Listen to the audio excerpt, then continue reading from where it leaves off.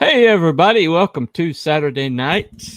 Sorry, gotta get my mic placement right. Sorry for the absence last week. That was on me. I'm in the process of moving, and basically, I get told when people are showing up to move, and as in last night, I didn't get told until they showed up and knocked on my door. So it's been a little hit or miss. I was told nobody was going to be by today, so we're doing the show. Hopefully next Saturday I'll actually be in the new place. Internet will be up and running, and you'll see my new dicks. So fingers crossed. But anyway, so tonight we are going to do a. I wanted to do Amityville horror for a while now, and just never found the right angle. But then I was watching like The Conjuring, and Ed and Lorraine Warren came up, and they're involved with the Amityville case. They're involved with all these other cases, and they have a mixed legacy. You wouldn't have taps, you wouldn't have ghost adventurers, you wouldn't have ghost hunters. I mean, you wouldn't have all of the paranormal investigation organizations that are going on today, or at least not the visible ones. You wouldn't have this whole ecosystem of entertainment, reality shows, and things like that if it wasn't for Ed and Lorraine. So they have a mixed legacy. So tonight we're going to kind of explore that. It's not about whether or not paranormal is real. This is more along the lines of was what they were doing investigation or self-promotion, because the lines really got blurred, and now with the Conjuring out, the lines have even gotten blurred further. So we're going to talk about Ed and Lorraine Warren. Were they con artists or not? It's a pretty simple premise. To do so, let me bring on some of the usual suspects.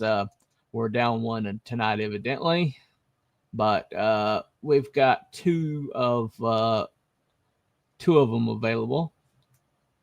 Where is my stuff? Okay, there they are. All right, gotta get the intros lined up. So we'll start with this guy. Sir, nobody worries about upsetting a droid. It's because a droid don't pull people's arms out of their sockets when they lose. Wookiees are known to do that.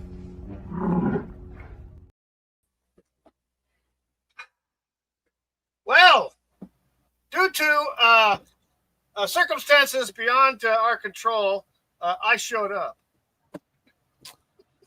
Yeah, it's unfortunate, but here. Here you are. Here you are. I'm here. Can you see me? It's gonna be one of those shows. I can already tell. Oh, I can already one tell. Dr. Pepper so far. Yeah. You may be. Way too much sugar. I can already tell. So it happens. It happens. Hey, bring out our buddy. Come on. All right. Which one's going to show up tonight? Which one? Let's try it. This one. If it's no Scottish, it's clap!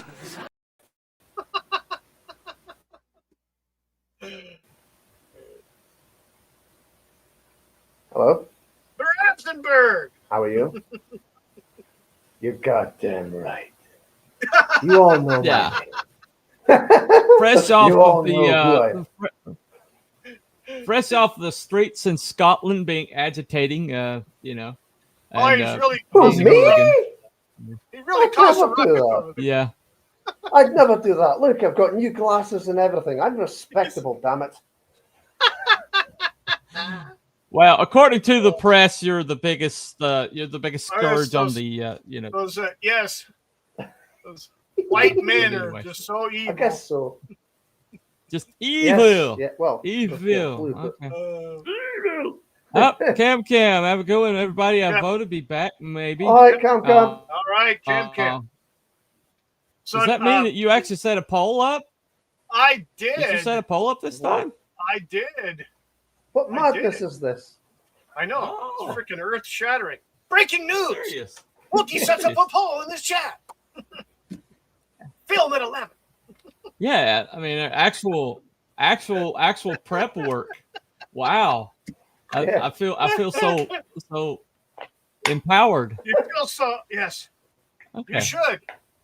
Yeah, because usually it's like I show up and I got all these clips and I got all this research lined up, Yeah. and you guys are like, copyright strikes, and you know. What the hell are we doing? Yeah. I even include like clips. I even include links in the chat to like information or whatever. But it is what it is. All right. So what do you guys know about Ed and Lorraine Warren? What do you guys know about them? Anything? Not much beyond some of the stuff I watched earlier. So I haven't seen Okay. I haven't seen Amityville. I haven't seen The Conjuring. So I'm pretty much There was another one that they were involved with over there in England too. I forget. It was. Yeah, they were called in to do something in England, someplace over there. But that may have turned out I guess a little bit of a. Well, I guess I'll have to provide all the information about that one. Okay, good to know. Anyway, so Ed and Lorraine Warren, they started in 1952. They started the New England Society for Psychic Research. It was the first first like official organization dealing with the paranormal that I could find on record. But at least yes, the infidels are here. Thank you, B-Dog, for being here. Yeah. Oh, not Brian. Hey, B-Dog. Hey, I'm not Brian. Wow. Oh my. Oh man. There you go. Cool. Brian's here, and B-Dog is here. Awesome. And Cam and Shadowhawk. Yeah. Yeah. Awesome. So tonight we are not investigating like it. I mean, I guess we're kind of like doing a little bit of a the paranormal. What they were investigating, is there any validity to the paranormal? That's one question, but the other question is, was there any validity to them and what they were doing with the paranormal? And so I do have some information directly from the grandson who's kind of taken over for them. And he had some interesting things to say.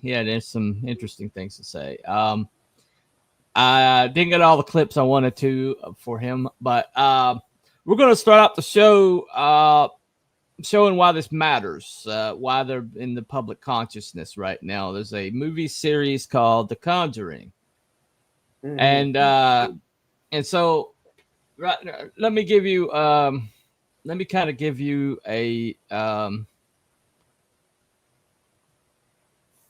what would be the kind of show the reality as opposed to the fiction. And so here we go. This is from the movie. Okay. And here you go. The Nun came from the series. I can remember. The Nun came from the series. Yeah, and Annabelle and all that stuff. I haven't seen it. But that was from Conjuring 2. Okay. Yeah, that's something else entirely. But no, this is Bathsheba. This is kind of like the chief antagonist. But according to the family, the family said that she was just one. She was like one of the more malevolent entities, but they had entities up to their eyeballs. We'll say wazoo. Yeah, up to the wazoo. Anyway, I wasn't going to use it because I wasn't sure you'd be familiar with the Oh, I know what. Yes. That particular. Okay, you're familiar with wazoo. Okay, all right. But this is according to the family, the reality of their involvement. The paranormal curiosities of the case extend to the famous investigators, Ed and Lorraine Warren.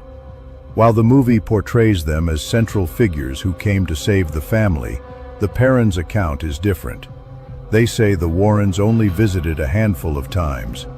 The most infamous event was not an exorcism but a séance, conducted by Lorraine Warren in the house's kitchen.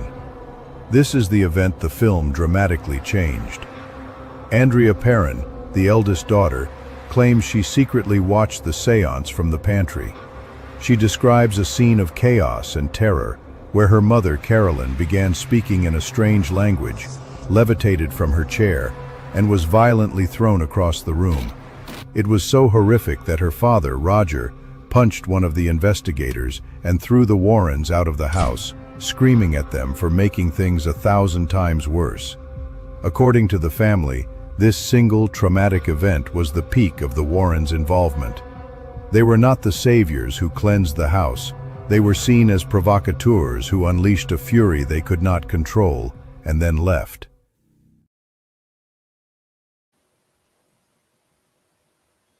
Yeah, I heard it was Ed that got a knuckle sandwich. Well, they said that it was one of the investigators. They had a small team with them. One of the men was the one that caught the one that was running the equipment. There was an interview that I saw. They played the actual recording of Mr. Perrin telling what happened, and he said I socked old Ed in the face and kicked him out of the house. Yeah. So yeah, all right. I stand corrected. That was the funny thing. It was just, oh, they did this and then left. No, they were kicked out. Yeah.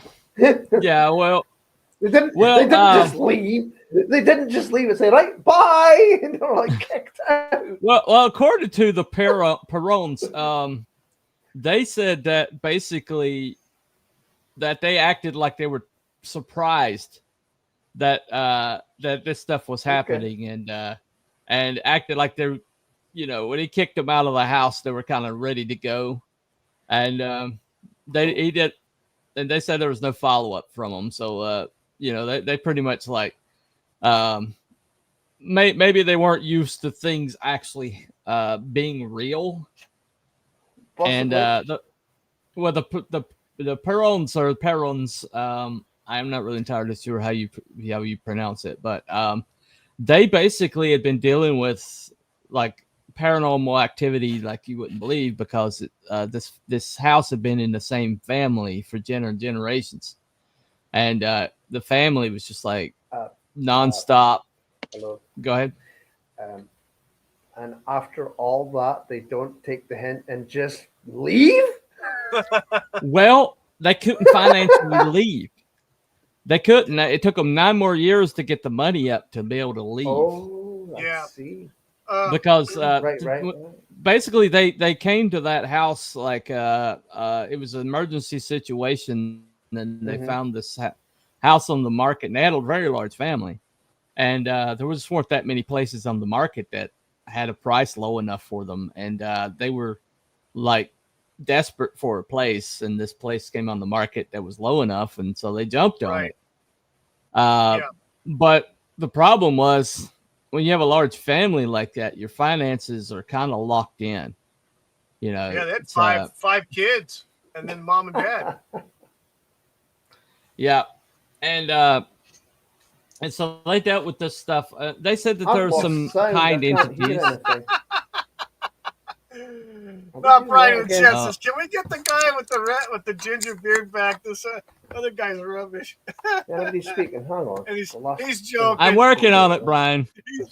I'm working on it, Brian. He needs some Miracle Grow. He's got to sprinkle on, and I'm working on it. I'm working on it. See, it's fuzzy. Gone. The fuzz is coming back. Okay. He said he couldn't hear there. Okay, he's probably going to come back in just a minute or so. Yeah, probably.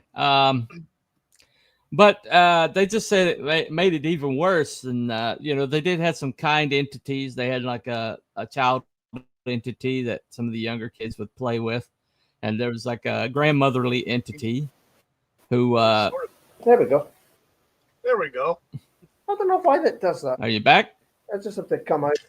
I have to come out and come back in again. I don't know if it's StreamYard or what. Okay, can you hear now?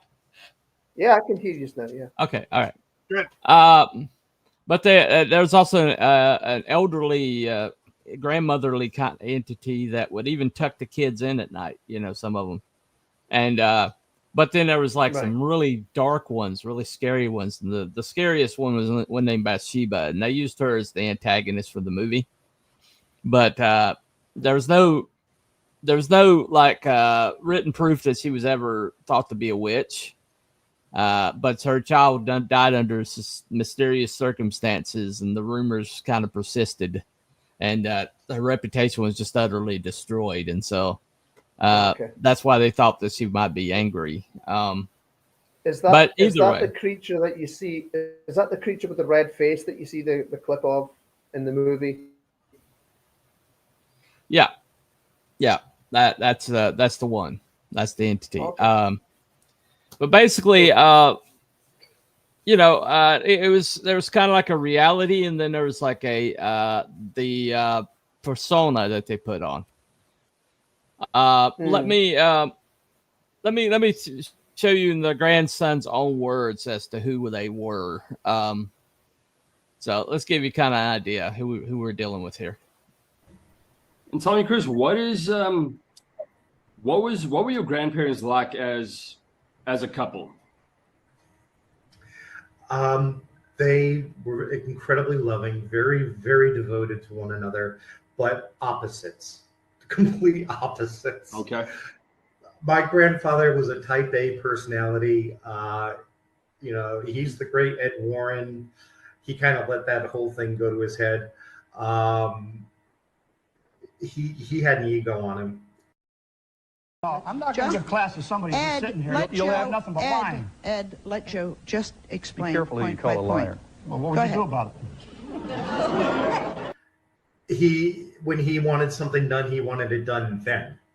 So my grandmother and grandfather would come over for Sunday dinner, and my grandfather would be out on the street saying, "Come on, Lorraine, let's get going." "Okay, dear." And then she would talk for another hour while he's standing out on the street. She just had this ability to block out anything negative and keep going. She was adorable. People see these videos of them online, and she looks so professional and so compassionate. But the truth is, she was the most grandmotherly angel you could ever hope for. You'd come to the house, no matter who you were. "Oh, hello, dear. Would you like some cookies? I can bake something for you. What would you like?"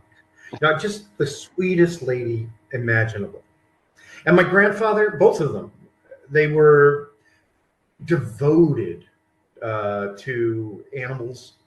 One of my favorite stories about my grandfather, he was driving home one day in the winter, and he saw this long-haired collie with a chain around its neck, wrapped around this tree in a muddy, icy puddle.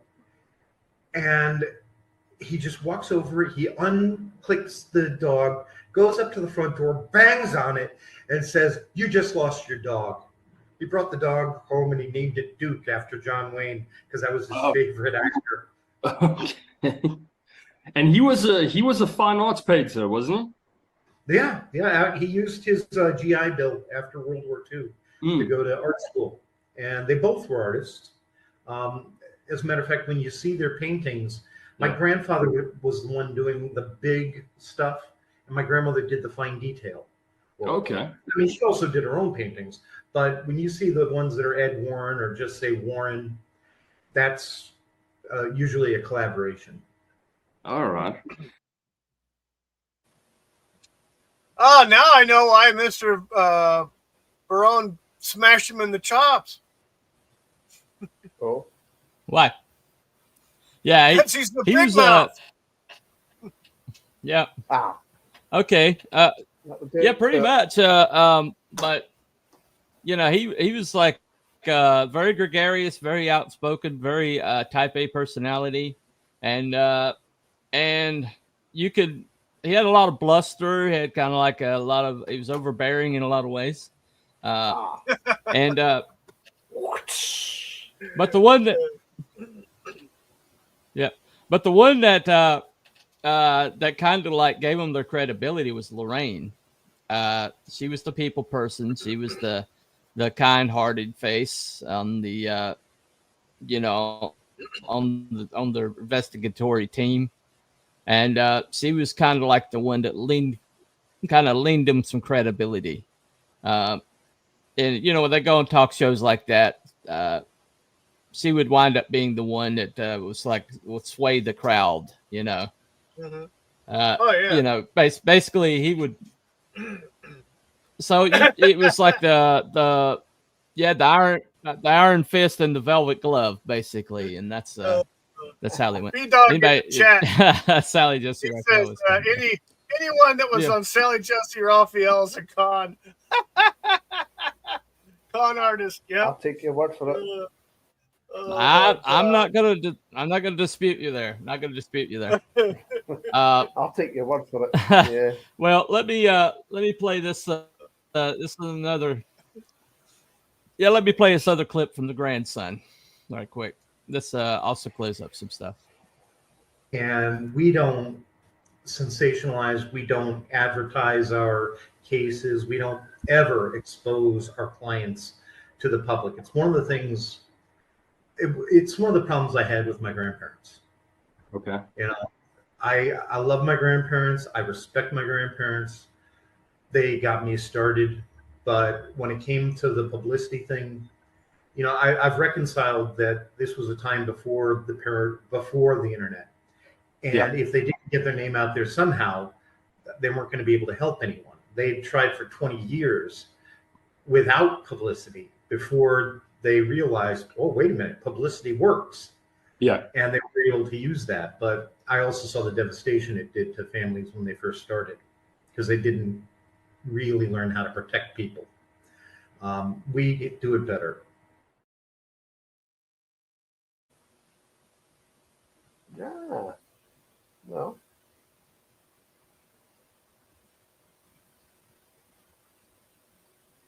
Well, that kind of like shows the issues of not only did they have to promote themselves to get out there, because like I said, they were like new. Not many people were even claiming that paranormal existed, and they didn't. Parascience degrees and things like that did not exist, and and so they were kind of like.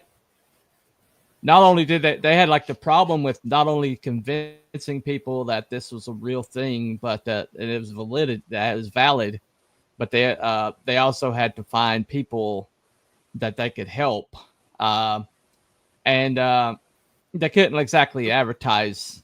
Yeah, they couldn't exactly advertise in like the newspapers and stuff like that. There you go. But it's like when you go to Mexico. But at the same time.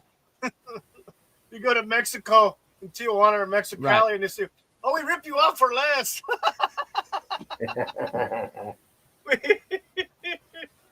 There you go. You better. Well, but the children of Ed and Lorraine Warren, we see them all throughout the reality landscape. Like the Ghost Adventurers are a good example of this. That Zach Bro is just like. I can't watch him for like a second. I mean, the moment he comes on the screen, I'm like, click. I can't stand the guy. But I did watch the Ghost Hunters. I even watched the Ghost Hunters International or whatever. And guys out of East Coast there. They did try it. Yeah. They did try to, and they were directly connected to the Warrens. They actually had a direct connection to the Warrens. But I think one of them, it was the bald-headed. I think the bald-headed guy might have actually worked with the Warrens for a while. But the thing about it is they did show like some like actual scientific method. They did try to debunk some before they moved on to the paranormal. And they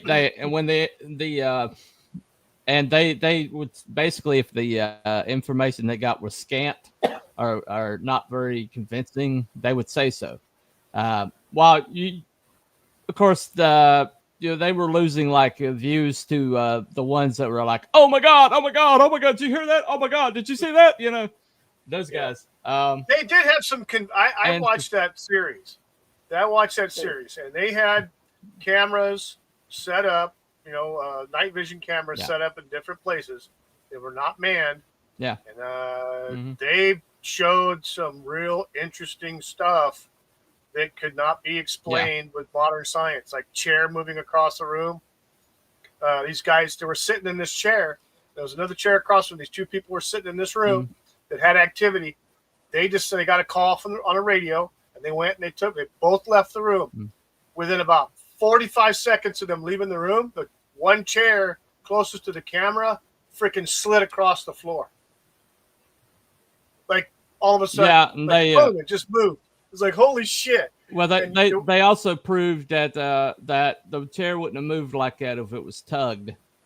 The only way that would move like that is if somebody was pushing it. And nobody pushed it because the way it moved, it staggered.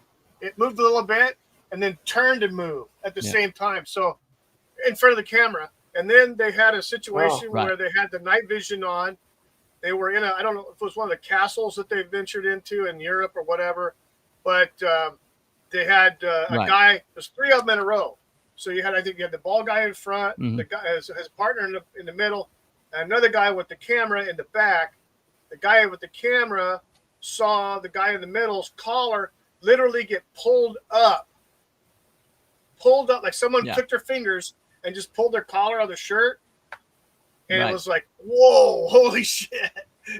Well, I did see I did see the one that really got me was one of the, I can't remember his name, but the guy with the dark hair, he was like claiming he was like the one that was kind of agitating the spirits or whatever, and he was kind of like I think it was him. And he suddenly said, my back is burning, man. And he raised the shirt up, and while the camera was on it, his skin was white, and completely unblemished. But while we were watching, you saw the streaks go up. Yeah, they started showing up like little fine claw marks. Yeah, and so, crazy. Yeah. And so, crazy. And so, to me, I've seen enough in my lifetime to know that there is indeed the paranormal is indeed real. I won't give you too many details, but Warren, Ed Warren was he called himself an amateur demonologist. And why is he called amateur demonologist? What is a demonologist? Because there is a profession of demonologist, and it is certified by the Catholic Church. And because he wasn't Catholic and he wasn't in the priesthood, he couldn't be certified as a demonologist. And so he was self-taught. In other words, he read all the materials and things like that. And demonology is a real thing. It is indeed a real thing. You saw it on Ghost Hunters, where they would call in a demonologist from time to time. Yeah, they do exist. Professional, and the Catholic Church does have exorcists as an official capacity. Yeah, I've seen interviews with those guys. Yeah, I've seen interviews with some exorcists as well. Yeah. Well, most of these Conjuring cases are pretty famous. They have a museum where there was a doll called Annabelle. Yeah, and the movie Annabelle was like this creepy ass doll, right? But haven't seen the film. But the real Annabelle. Real Annabelle's a Raggedy Ann. The large one, Raggedy Ann doll. That's we actually had one. My daughter had one for a while. It was given to her, and then I think she sent it to Goodwill with a bunch of other stuff. But Well, yes, a Raggedy Ann doll. If she knew the story, if she knew the story of Annabelle, she probably wouldn't have had one. No. But anyway, but basically, they believe the Annabelle doll kind of had a spirit that was connected to it, and it was trying to find a new host, and so they kept it kind of like under lock and key in their a museum, and all sorts of weird things would happen. It would it would show up at different parts of the house and things like that, and all right, okay, one of those. Yeah, well, that's where the right. The two wasn't it the two nurses that had it, and that was happening to them, where it would it would be on the sofa, and then when they would all go to work, they'd come home later that night, and freaking it's not there. Ends up in the bedroom on the bed with the door shut. Weird stuff like that. Worse yet, it's in the well, closet. and they used like a really. Raggedy Ann's not intimidating enough, so they used a real creepy doll in the movies or whatever. I've seen the pictures. I've seen the clips of it. Yeah, that's a horrible looking thing. Yeah. But the real Annabelle, I used her for the thumbnail because she was like, it looked like a just innocuous doll, but the list of things that were happening around that doll was very, very, very long. That doll. The doll. So they took possession of it and put it in there. Hello, Jim. Welcome. Yeah. The doll. I mean, the doll on the thumbnail looks all right. It's not that bad, but you could just tell it's got. Hollywood's got to make it creepy, real creepy, scary. Yeah. Well, they got to really. Well, the thing about this though is if you ever see if you ever see a rundown of like cursed objects, the cursed objects are always really innocuous looking. I mean, and when you think about it, if you're going to use bait, what are you going to use? You're going to use something that like the fish are just going to think it's like something every day. It's something that it's food. You know what I'm talking about? Yeah. So if you're going to like suck people in and like still, and like, invade and like possess them, you don't want to be like something obnoxious or terrifying or scary looking. No. You want to be something like a Raggedy Ann doll. You know what I'm saying? Yeah. But they had a whole museum of this stuff. Why they had a museum of cursed objects that could like with spirits attached that were going to like maybe crazy. Like follow people home and stuff like that. Yeah. Which happened multiple times. By their own admission, multiple people got haunted after they left that museum. They even had warnings in the museum. Don't touch, don't touch, don't touch. And so the question remains: if you had these dangerous objects and like it's, why would it be a museum? Why don't you have like a store room, under lock and key, barred, from anybody touching it? Yeah, exactly. And so that's another thing that doesn't really work in their favor. Right. Yep. Right. The Ghostbusters storage facility. There you go. Exactly. Yeah, put that stuff in a storage, man. Get a warehouse 13 somewhere. Yeah, exactly. Do like the freaking Ark of the Covenant. Bury that shit. But they get some top men on it. Yeah, exactly. So it's like top men are on it. Yeah. But exactly. I mean, why in the world would you like? Okay, these objects are like terrorizing people, and so much so they're so screwed up that we've got to take them into possession. I know. Let's make it a museum where people can walk by and like lay hands on this stuff. Right. Okay, people. Do not touch the displays. Do not touch the displays. Yeah. But you can just tell some guy's gonna go. What do you think's going to happen? What do you think's going to happen? Right. We're freaking Americans, man. You tell us not to walk on the grass. That's gonna what say, we want. Exactly. No, I'm gonna touch that thing. But anyway.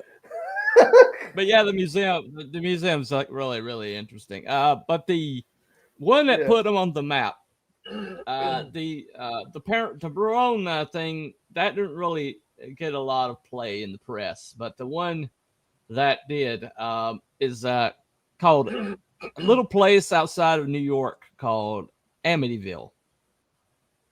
Oh, Does anybody ever hear of the place? Yeah. Yes. No. Okay. They've made a bunch of movies about it. I've never seen them. Yeah, the movie. Yeah. Well, let me give you the reality. Okay. In 1974, a 23-year-old named Ronald Butch DeFeo Jr., the eldest son of the DeFeo family, murdered his entire family in their beds with a 35 caliber rifle. So yeah, he wasn't messing around with 35 caliber. And and basically but he had been messing around with Ouija boards. Yeah. Well, we all know how that goes. Yeah. Once again, I will say this. Parker Brothers, those are spirit boards. Why the hell are you marketing them as a game? What are you thinking? They're not. Okay? They're not thinking. That's the thing. I think I've seen one. I think I've seen a real Ouija board. I've never actually done one though. I mean, they put it out in mass production. Yeah. Oh yeah. You can still get them. They're on the shelves at Target. Yes. The Ouija board. I'm like, it's insane. I know. I have personal. I have like personal stories involved with that, where people that I know personally have had situations. I'll just tell you one. A person of my acquaintance basically found a Ouija board. He's a trash man, and so he would he'd find stuff all the time. And somebody had a perfectly fine, he said there wasn't even scratches on it, Ouija board box, like out at the curb. And an idiot was like, didn't ask himself, why would somebody throw out something perfectly new, right? Dummy takes it home. Why? Okay. And wow. And so they're playing around with it. They're playing around with it, and they were in the basement of a friend of his place, and they thought, well, this is a great place because to try to channel some spirit. Yeah, a basement where her father had committed suicide. Oh my God! Where her father had committed suicide. It just gets better. Okay. Yeah. This is the message. This is the message they got. Dad says hi. Wow. Dad says hi. Oh, no kidding. That was the message they got. That's underwhelming. Dad says hi. The guy, her dad committed suicide in that basement. Yeah. Did you miss that part? I'm out. Okay. Anyway. All right. So he finally wound up throwing it out because he was having these horrible nightmares and it was under his bed. Well, of course. Like B-Dog said, because there's demons in there. Anyway, so evidently Ronald DeFeo was playing with a Ouija board, and suddenly it started giving him orders, and he followed them. And so after that, all sorts of stuff had started happening, and this is where they came in. On number 9, we have the Amityville haunting. Now, this is probably the most controversial paranormal case of all time. On November 13th of 1974, Robert Butch DeFeo took the lives of his parents and his 2 brothers and 2 sisters. The house was then put up for sale, and the Lutz family moved in. And apparently, the demon that got Butch to do the horrific deeds started to attack their family as well. The doors would open and close by themselves, green slime would ooze from their walls, and one time a demonic face with red glowing eyes was seen looking into their house. so on and so on. You've probably heard of this house. The Warrens went to investigate and confirm that the house was haunted. Now, I'm pretty sure you've seen this viral photo of what appears to be a ghost boy peering out of the corner. Well, here's what the Warrens had to say about this photo. It's in the upstairs bedrooms. Just to the left there, you see what looks like a small boy's face looking out with bioluminescent eyes. This was the room of one of the young boys who was murdered there. Isn't that eerie? Now, a lot of people would say, well, is that the spirit of the young boy? No, it is not the spirit of the young boy, but it is a diabolical spirit. That photo had always given me the creeps, and I didn't know it was an evil spirit. I thought it was like an innocent ghost boy. You think that is an evil spirit, Ed? Positively. Everything about this house was evil. Again, this case is controversial because a lot of people think that the family just made up the haunting to get rich and the Warrens went along with it. But I don't know, man. I don't know.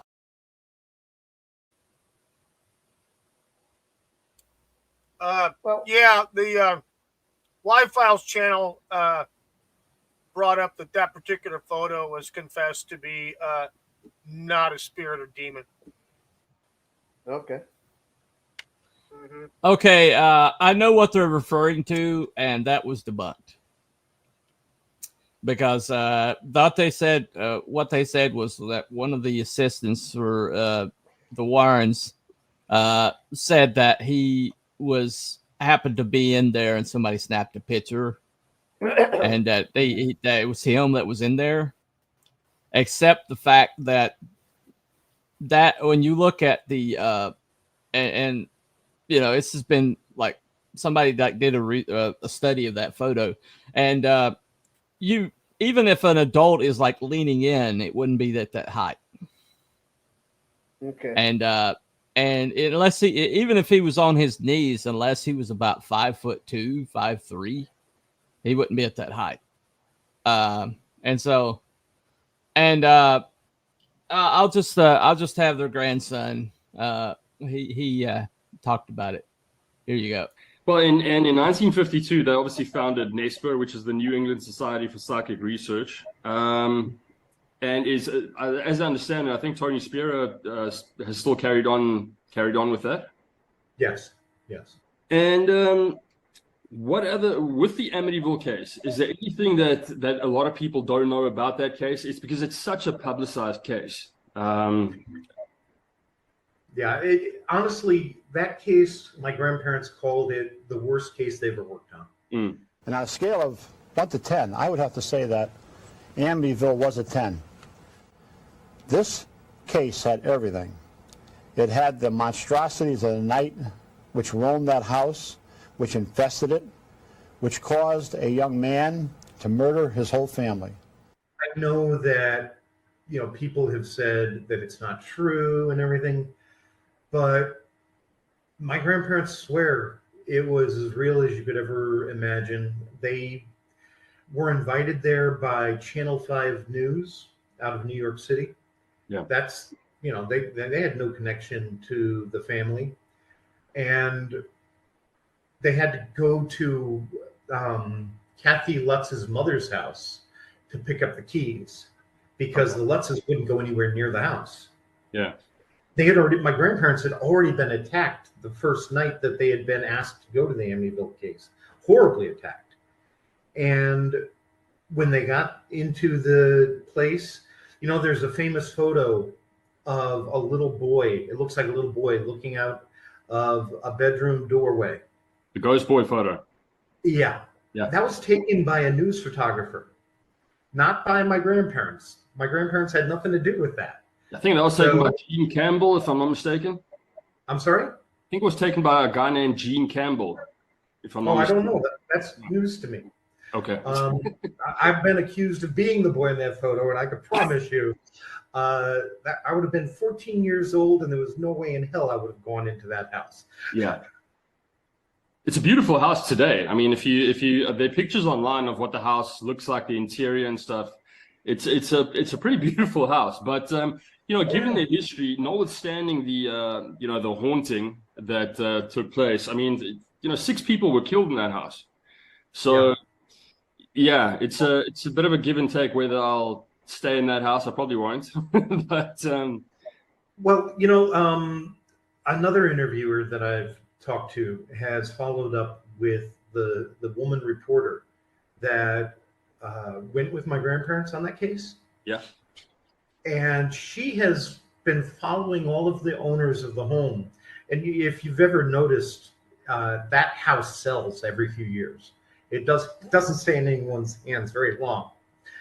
And every single one of them has reported something happening. The last one that I was aware of, which was about 4 years ago. Yeah. It was a husband and wife. They were in their mid-40s. He dropped dead of a heart attack, and she swears it was the house. And she sold the house as soon as she could.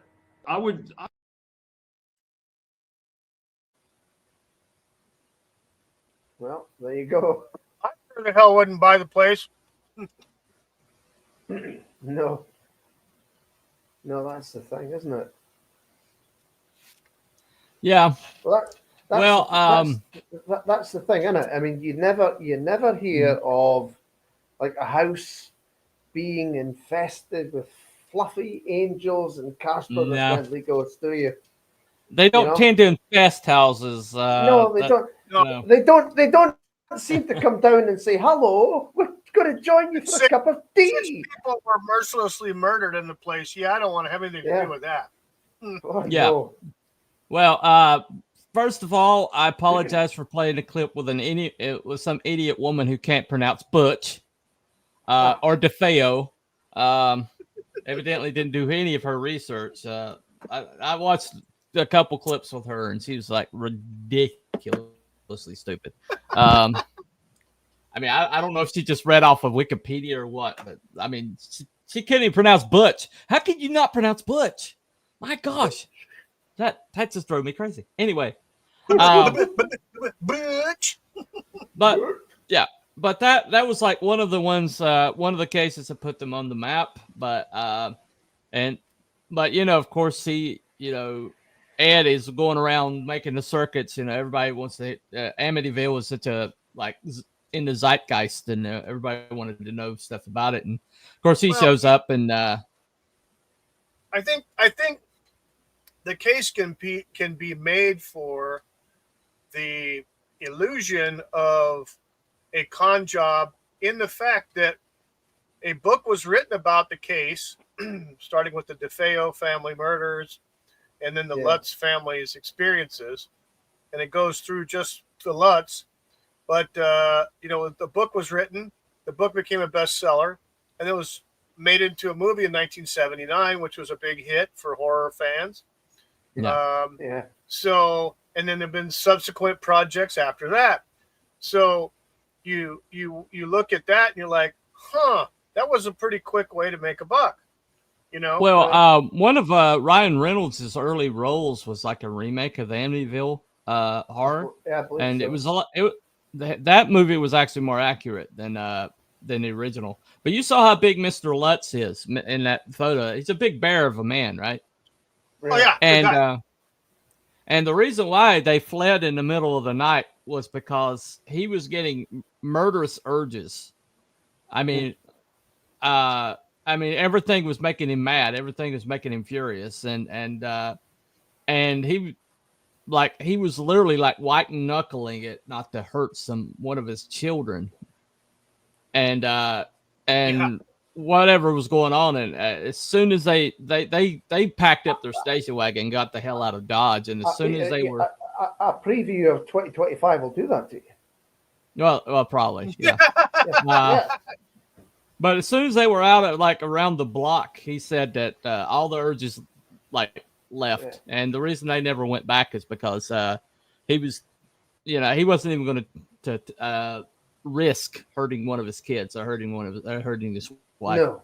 And he was big enough to do it. I mean, he was massive, man. Oh yeah, yeah. And so he evidently was strong enough to fight off a demon, not to hurt somebody. So all respect to Mr. Lutz, but the fact that Ed and Lorraine kind of swooped in and they kind of absorbed some of the shine off of it, and that always kind of bothered me somewhat. But I will have to say that they also did the infield haunting, and where the children in England. There's one where the child was supposedly levitating, and then they proved that you could do that by jumping off the bed and snapping a picture at the right time. But there's several things that happened there, and that was where the nun came in. That's what the one you remember. That was in Conjuring 2. But it's pretty much determined later. A lot of people believe that was complete hoax. There was some interesting stuff going on there. Yeah. Well, yeah, but yeah, they basically the Warrens kind of like built that up because they would build up the validity of anything that they were involved with. Yeah, of course. And even if it was a big nothing, there's Ed making the rounds, on Donahue the next day or whatever. Yeah. And so, but the truth was, to me, I looking at all the information that I looked at today, and I've been looking at all week, is that I think that I do think Lorraine was the real deal. I do think she had some clairvoyance to her. My family happens to have some of it, and it is a real thing. It's a real thing. But her husband, I think he was earnest at first, and he was talking about that the grandson did say that like for 20 years they were trying to get some traction, and so because they wanted to let people know that they were available to help people, and people who have paranormal things happening, like my friend Craig. We had him on here to tell his story. Yeah. There is no authorities to go to. No. And yeah, exactly. And most of the time you're stuck in the situation you're in. He was stuck at that house because his father refused to believe that anything paranormal was going on. And his father's like a penny pincher and just, we're getting a good price on this place, Yeah. Never asking, why did he get such a good price on this farmhouse in the middle of nowhere? Yeah. Well, that's what happened with the Lutz. The Lutz family bought that DeFeo place in Amityville because it was on the market for $18,000, which was probably lowball the whole community. And they were. That's a massive house. That's a huge place, and they got a detached garage, the whole 9 yards, and a big backyard. Yeah. And at one point there was a pool, but somebody like cemented it up. But the thing about it is though is essentially, I think that when they started out, their hearts were in the right place, and I think that they did maybe do some legitimate investigation. But I think once there was some popularity to be had, and Ed's ego got involved. I think when they encountered actual cases, like I believe Amityville is an actual case, and I believe what the Perones were dealing with was actually real.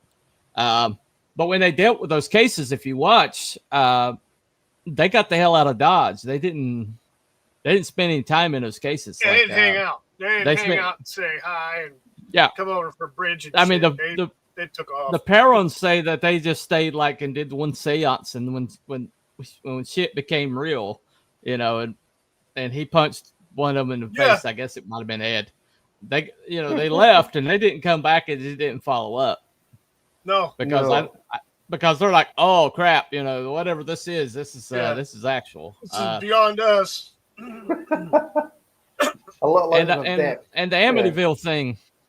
Yeah, the Amityville thing. I mean, there is you never see any of the ghost hunters go to the Amityville house. You ever notice that?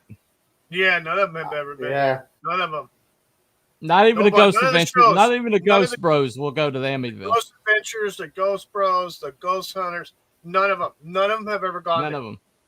And you'd think that would be like the number one on the freaking list, like the top of everybody's list. They will go to freaking Waverly Sanitarium, but they won't go exactly. to they'll go to Sanitarium, and cemeteries and old abandoned hospitals and shit, but they won't go to Amityville. Well, I mean, I live where a mental hospital is, and it's one of the most heavily haunted places probably in North Carolina, the Western North Carolina at least. And we have a chapter of ghost hunters that are like in our county, and they never go over there. I mean, there's one person that kind of reported the lore around it. My Craig was like watch some of her videos, but she would report on the lore, but nobody ever explored it, right? And I honestly think these ghost hunter people, I think that they kind of like shy away from anything that's like really, really legitimate. And the people who do the actual work, the people who aren't looking for publicity or not looking to be humiliated or terrified on camera or, you know, where anybody can see, usually shy away from actual hauntings and actual demonic possessions and things like that. And you will never hear about those.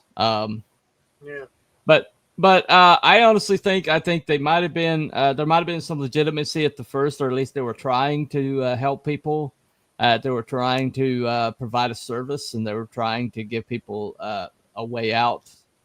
But by the time we know about them, by the time that they hit our radar, you know, the national consciousness, I think that they weren't going anywhere near anything real or anything that they couldn't handle. Well, I know that as time goes by and certain things like this, like, you know, things like paranormal investigation, things like that.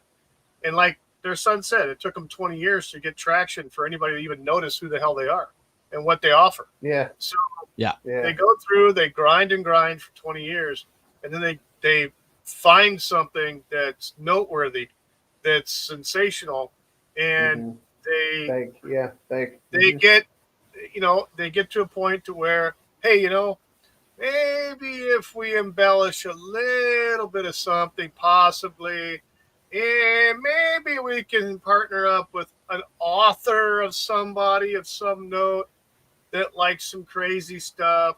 Yeah. Maybe, you know, and it's just a maybe, but you have to think of it that way. You know, and with Ed having an A-type personality, he's like the ringmaster where she's actually doing all the work. And so, yeah, he's the one that's going to be out there blusterous and, you know, vocal and confrontational. You know, what are you going to do about it? You know, well, you know. Right. We'll go up your ass to the microscope. That's what we're going to do about it. Well, it's like I was watching an interview with an actual demonologist, and he was like, we basically we go into the power of Christ, or we don't go at all. You know, we don't go under our own strength or under our own steam, because there are things that are way, way more powerful than any human can handle. And like Amityville and Perone House is probably two examples of that. And it's like as soon as it got out of Ed and Lorraine's ability to cope, they walked away from it. Well, yeah. And so that tells me a lot. That tells me a lot. Self-preservation. Self-preservation. Yeah. So it's like when you all plans kind of like disappear when you actually come in encounter with the real with the enemy. I think Sun Tzu said that. Basically, all plans go out the window as soon as the bullets start flying. And and I think, and this is, they say that they investigated over 10,000 cases over the years. But it's not really a lot of documentation. And the grandson evidently has like kept up their work. And but even he had a problem with the way they operated. There has been some issues with I guess before Ed died. Lorraine died several years. She outlived him by a lot. He died in 2006. He was 2006 and she was 2019. Yeah. So yeah. So there was some issues back in the day where they did these movies and they used their characters in the movies. You know, they used them as characters in the movies by name and all that stuff like that. There was some talk of NDAs that were signed by some of either signed the NDAs or they didn't give them the rights to use their names, likenesses, or anything like that. And I don't know why that is, but whoever had to sign the NDAs, I don't know. But it was from the Warrens and Lorraine. They were very adamant that if they were going to do some sort of, if there was a production company going to do something about them or with them, with their characters in it, the production staff had to sign these NDAs because, of course, the production staff have to do their due diligence and go and do research and make sure they get the characters right, get the story right. Mm-hmm. So what were they afraid of that these people were going to find? If you think about it, well, there's the only reason for someone to require an NDA to be filled out or signed is that there's some information that you don't want nobody knowing about, especially the general public, and they got to keep their mouth shut, or they're going to go to court and lose. Well, the only reason you use NDAs is to control the narrative. Well, yeah, exactly. That's the other part of it. But you want to make sure you can determine. You can control the narrative. You can control the narrative by making sure that whatever they find, they don't talk about. Yeah. Right. Only what's supposed to be in the movie. You know, nothing else.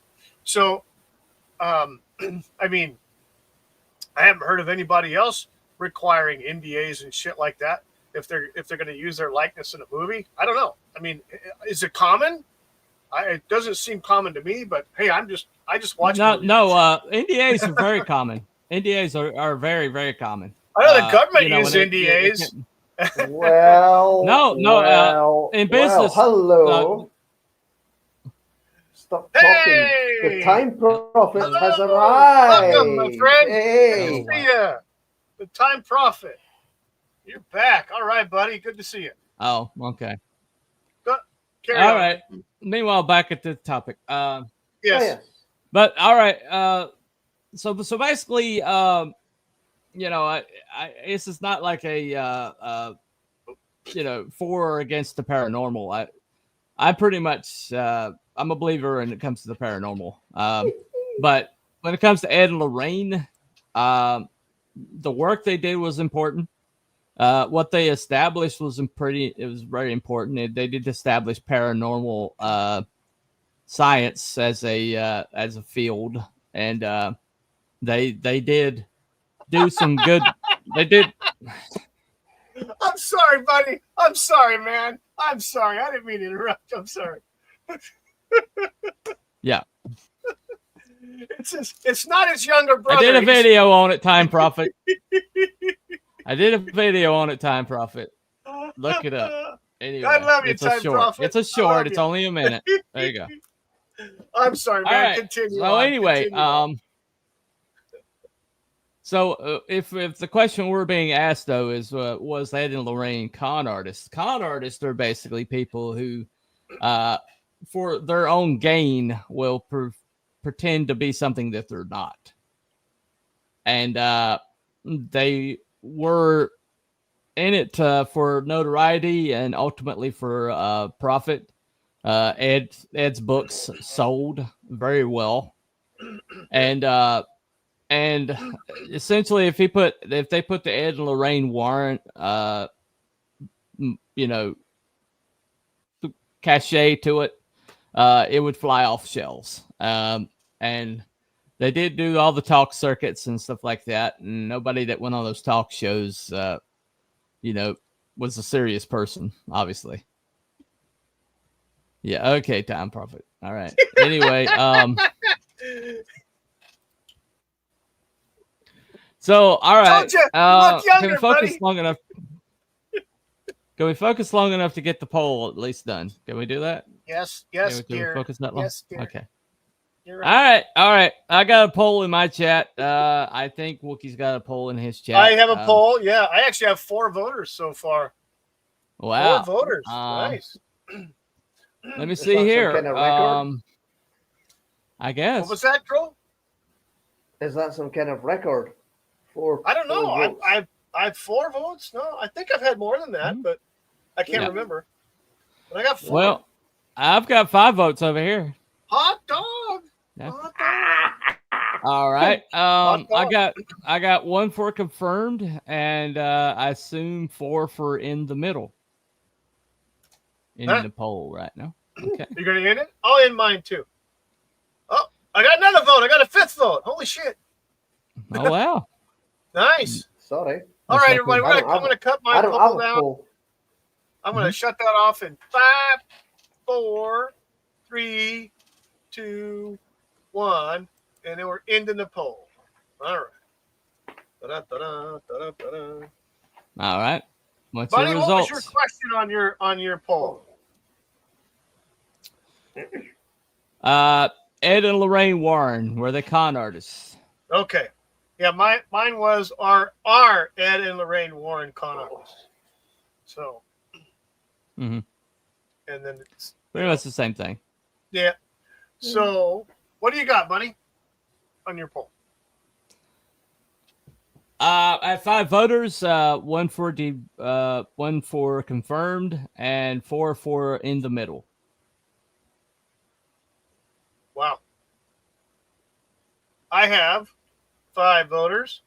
I have 4 for confirmed, and 1 for debunked, and 0 in the middle. Okay. So that means 4 for in the middle, 5 for confirmed, and 1 for debunked. Yep. Okay. So what say you, Cruel? Well, I think I'm somewhere in the middle, actually, to be honest. I don't know that much about them other than some of the stuff we've seen today in the video I watched earlier. I think, obviously, we know for a fact that there's such a thing as demonic possession and hauntings and whatnot. So, yeah, I think they were probably, I think they probably meant well. And like yourself, probably ran into the Amityville and thought, oh, crap, this is a little bit out of our league. So I'm in the middle. I think, yes, they'll certainly have used the publicity, of course. I think they did have a lot of that as well. Because, like we were talking about, there's no internet back then. So, right. Okay, so that's 5 in the middle, 5 confirmed, and 1 debunked. What do you think, Wookie? I'm going to have to say in the middle. And the reason why is because I think they started out legit. I think they put in the work. I think they made every effort to try to help people. But as they got farther into it, they had to do some kind of self-promotion. And sometimes self-promotion becomes a little bit grandiose on some occasions. And that could have brought them in contact with situations where they could have been like out of, sorry to use the term out of their league, but they could have been in a situation where their skill set wasn't to the level that they were facing in some cases, not all. But that doesn't necessarily mean they were con artists. Now, could they have exaggerated some things to embellish a story or a their grandson said their grandson said it was definitely exaggerated. They definitely have took some liberties and embellished some stuff. That doesn't mean that some of the things around whatever that particular story was didn't happen. But that's why I'm in the middle. I'm in the middle. I think the point needs to be. Go ahead. Go ahead. What's pretty interesting about these things, as I kind of touched upon before, is you never hear stories of angelic possession. You notice that you never hear stories of angelic possession. That never happens. biblically, angels have manifested, certainly, but demons are the ones that have to possess, and evil spirits are always the ones that seem to haunt or curse objects and whatnot. It's never fluffy angels and all that kind of stuff. It's always malevolent. So, yeah. So if you pursue this work, then you know you're going to come up against some really horrible and scary stuff. One would so think, that needed to be said. Good point. Yep. So yeah, I think this is like typical of people that are good-hearted, that they have the best the best of intentions, but then once you yes, Time Prophet, we have proof that there is demonic possession, but you won't accept it, but there is proof. Anyway. Yeah, look at a politician. But basically, there's some demonic possession there. Yeah, check out Washington D.C. Anyway, or Hillary Clinton. Anyway, but basically, I think it's like typical where people have the best intentions at heart. Maybe they have talent in this area, and maybe they, and to pursue this is not going to be it's going to be a thankless job for the most part.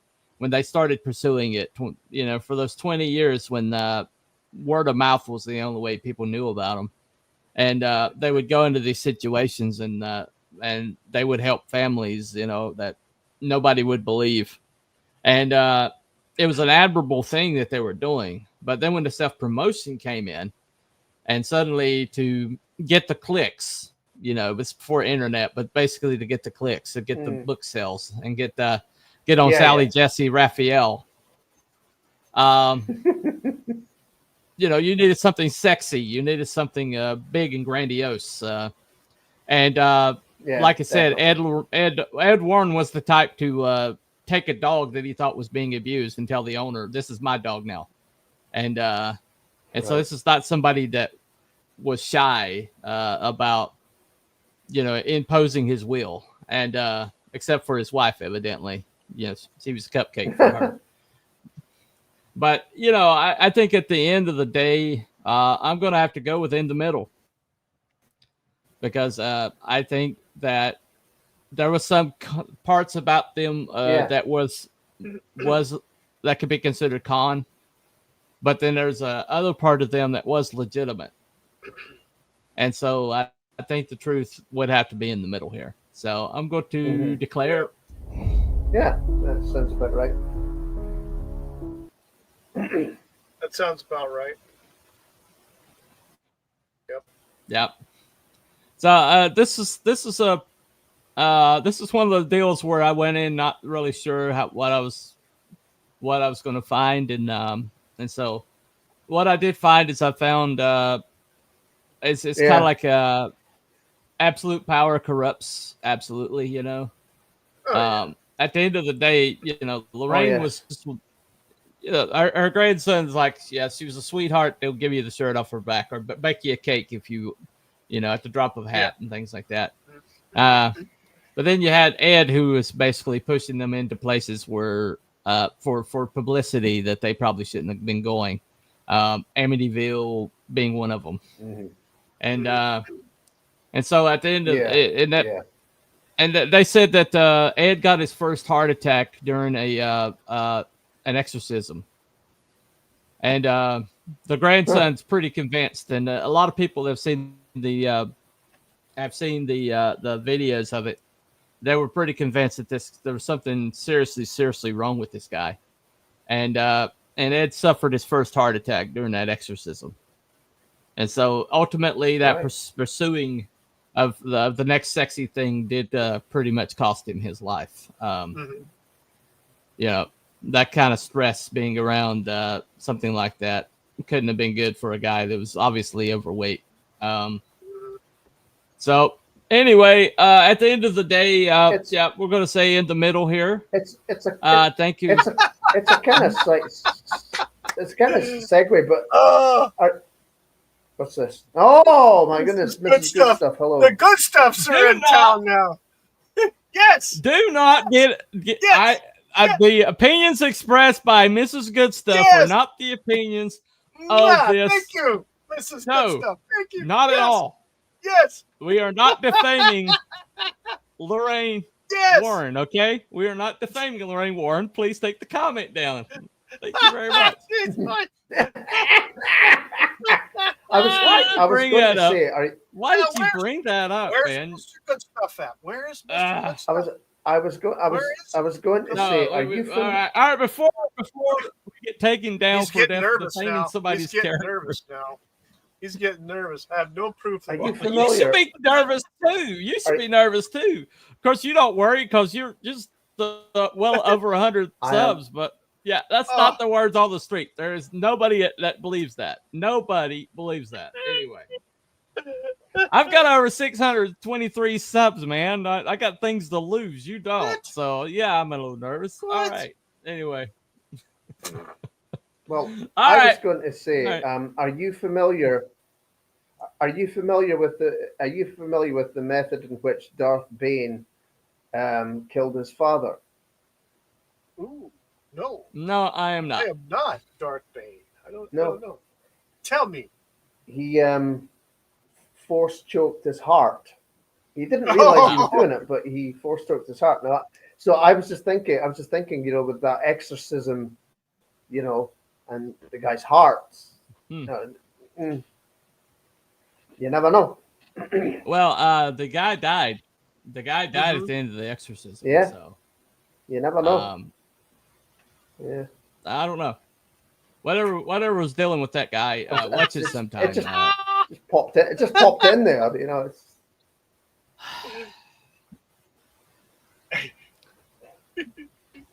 All right. We're gonna end it. We're gonna end it right there. Thank you, Mrs. Goodstuff. Thank you, Mrs. Goodstuff, for coming in the chat. Always a pleasure. For making my night. Give me nightmares. Yes. All right. Anyway. Yes. All right. Thank you all for coming. We had a great show tonight. Had a great turnout. Yes, 30 eyes. They had a total of 5 votes in both polls and both chats. Yeah. So One of our better shows. Great to see some old favorites in the chat, like Cam and B-Dog and not Brian. Great to see some old favorites and Time Yeah. Prophet. Time Prophet. Yeah. So Oh look! Yeah, I know. All right, we're definitely signing off now. We're definitely signing off now. All right. Well, thank you all for coming in. We'll see you next week. Same cryptid time, same conspiracy channel, and y'all have a good night. Yes. Just keep your eyes peeled, and we'll have the topic up pretty early next week. So, all right. Night, everybody. Good night, everybody. Have a good one. We'll see you. Hold on. Bye, what was the comment? I didn't read it. Hit the button. I didn't read that comment. Which one? Time Prophet? The infield haunting? What was the Einfield one? England. It was England. Yeah. We mentioned that it was debunked. If you showed up on time, debunked. You would know that we already said it was debunked. Yeah, they already manipulated. Thanks for being fashionably late and referencing things that we've already covered. As usual. Anyway. I wanted to vote. All right. In your poll, buddy. You denied the good stuff a chance to vote. You're a voter suppressor. What the hell? All right, ending the show. Y'all have a good night. All right. Bye, everybody. Have a good night, everybody. Bye, everyone. We'll see you next time.